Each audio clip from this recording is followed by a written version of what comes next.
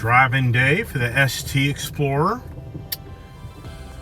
Something that's really nice about this car is the 10-speed auto. You know, Ford, I think, has done a really good job in making this new 10-speed auto, and you combine that with this V6 twin turbo, 400 horsepower, 415 foot-pounds of torque, and this vehicle just scoots down the road. Now, you always wish for a little better gas mileage. That's the biggest thing that when you buy cars today, you always think, man, I'd really like to have that car that gets like 30 miles a gallon, and that'd be pretty cool. But with gas prices these days, I don't think you can complain too much, being at the $1.50, $2 gas price range. But it would just be pretty neat if they could get that 25 miles per gallon out of this thing. So, but the performance side of this car definitely will keep you happy, being that you are going to be about 20 mile per gallon. I would say you're 2022 in this car. That would be my overall feelings, because I own a few of these. So just put her in the sport mode. That's the funnest mode. I mean, it really does open this car up, and today's really crazy driving. It's really good to know that when you're having to pull out in front of traffic and get up the road, you know, the car really does have that capability. I mean, she really does get up and go if you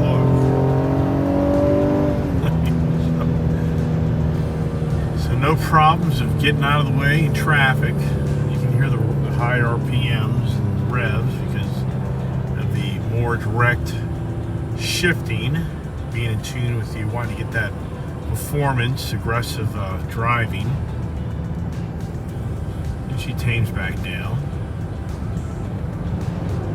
Going back to my talk here, so I've owned the full-size Range Rover 2016. I owned the Range Rover Sport 2016. I owned the Range Rover Discovery 2017.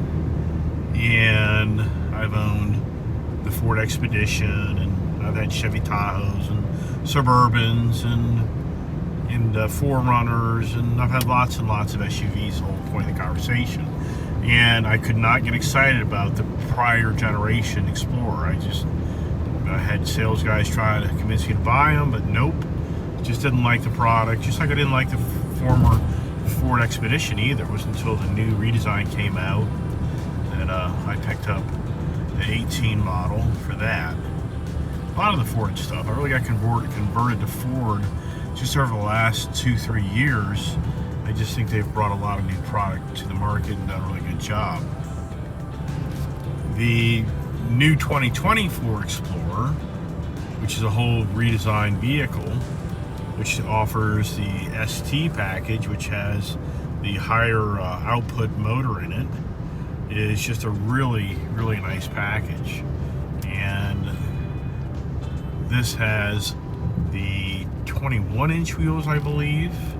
I could be wrong on that. I may have to double check that. So this has the high performance brakes, which I gotta tell you, wow. I didn't think that was worth the extra $1,000 upgrade, which that's kind of misrepresented. When you go look at these cars, the $1,000 upgrade, it's like a $995 upgrade performance package. Well, it's actually, you get the bigger wheel package with the tire and the actual brakes. So I don't think you're just paying for the brakes, like the brake pads. But I gotta tell you, this thing, the braking is incredible. So it's well worth the money spent in my eyes if you want the wheel package. It's a brake package, I don't know if I'd spend the money, but you get the bigger wheels, which I think it fills out the fender wells better. So I think it's well worth the money spent. So I would definitely weigh that option when you're shopping for this car. Man, heck, with the deals right now on cars, oh my gosh, it's just hard to turn away, which you can finagle with 0% financing, all the upgrades you get out of a car. Keep that in mind. Now, a lot of nice features on this car here is you get the dial shifter, which you get to change all your modes of your driving, which it is There's a substantial difference on driving modes when you go from your normal to your Eco to your Sport. Sport really opens this thing up, and it really is fun. And this is a fast vehicle. One thing that I'm kind of surprised at is I thought the miles per gallon would be a little better.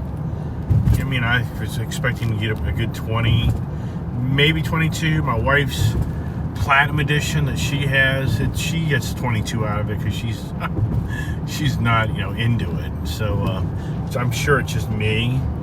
As usual, my wife drives my cars. It's pretty classic on how she can drive cars when we go on road trips, and she can get like 2-3 more miles per gallon out of these cars. I'm just amazed. And she drives at a good speed, pretty good speed. She's like me. But anyway, so the driving modes are really nice in this. This has another nice option on this car is you have a full massage. Let me turn it on here. I have full massage seating. So this car literally massages your butt and your back, your lower back. I mean, it really is a nice feature on the car. I love that feature. And of course it has the heated seats and the heated steering wheel.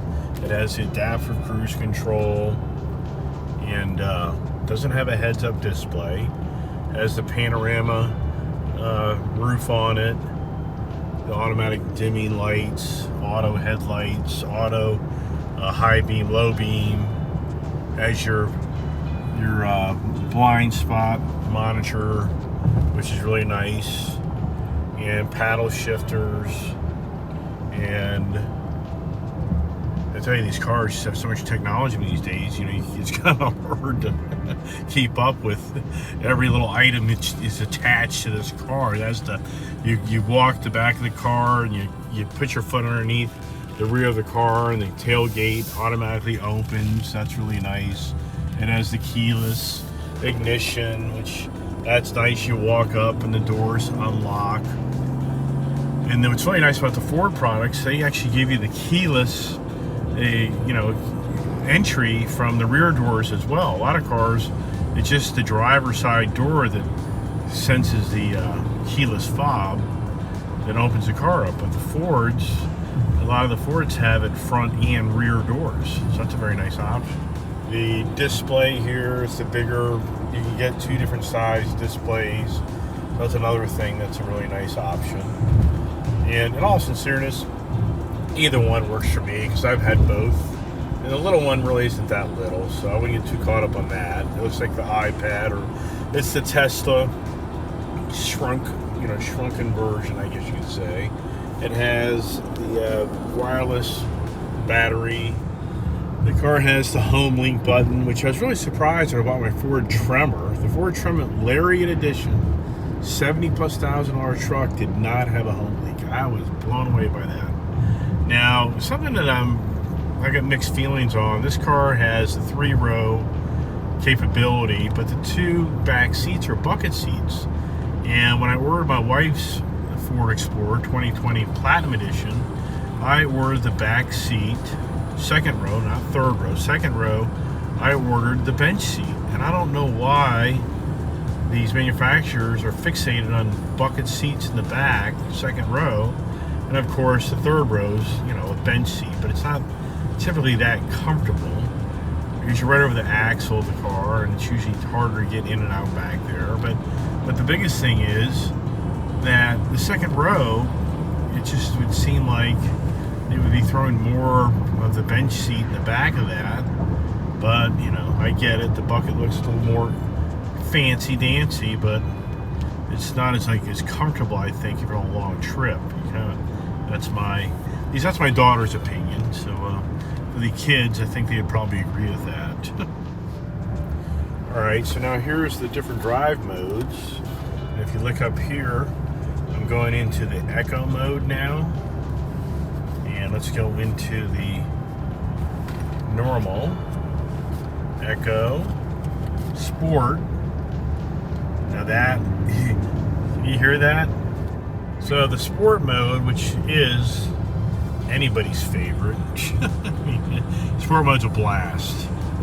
mean, and this vehicle is very fast. Now, I haven't gotten in-depth reading on the comparison of this vehicle to other manufacturers, and I know this has kind of gotten beat up by the Motor Trend, Car Driver, you know, whoever big car company guys, or I should say car magazine guys, are out there doing reviews.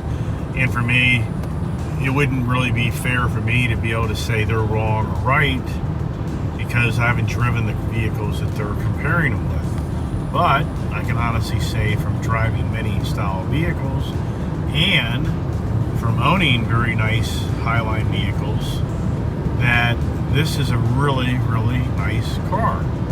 Really nice SUV. And if you know the product, you know that now it's a rear-based driven vehicle, where they've kind of taken like the Mustang or the rear-wheel drive type of setup, versus the previous generation was more of a four-wheel drive platform. So it gives us a lot more spirit and more fun wheeling on you know, the feel of the vehicle.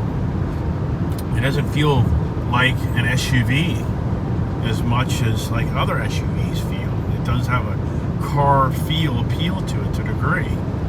So I don't really feel that their evaluations are 100%. But once again, how can I say that when I haven't driven the cars they're comparing it with? But at the end of the day, for me, it's all about what fits the seat of your pants. And right now, the Ford Explorer, in my eyes, for the 2020, I think they've done a really good job of redesigning it, and the package and options and the safety and the performance and the fuel mileage overall is really good. Now, something I didn't mention about the fuel mileage is the 4-cylinder, because I have the Limited as well. So I have 3 Ford Explorers, 2020 models. 2 of them are my wife's. My wife drives 100 miles a day, and she racks up miles like crazy. So I rotate her vehicles. So to give you an example, I used to have 2 Jeep Grand Cherokee diesels. Those were the 2016, 2014, 2015 models. And those are the Echo diesels, which you might know all about that fiasco. So those are pretty decent fuel mileage. So I had 2 of those, so she rotated them. And then for a while I had the Toyota 4Runners. I had 2 of those, and I rotated those with hers. And the Toyota 4Runner, it's just a different, it's just a whole different archaic vehicle, which if you're a Toyota 4Runner fan, then you get it. If you don't know the Toyota 4Runner, then you'll never really understand why that thing is kind of the same vehicle for the last 15 years, 10 conservative, and they won't change it. But anyways, the whole point of the conversation is, that's my saying, the whole point of the conversation, the 4-cylinder is really peppy. So that 4-cylinder motor in that Limited, if you're looking at the Ford Explorer and you're kind of like, well, I really want that V6. V6 is very nice, but you will not be disappointed at that 4-cylinder. Even I am amazed when I drive that vehicle how powerful and fast that car is. And it does get a better fuel mileage. So definitely check out the 4-cylinder version. It's nothing to cry about. And I do have the Ford Ranger, new Ford Ranger 2019 trucks as well. I'll have to do a review on those. And those have that same 4-cylinder motor, and it's really a really nice setup.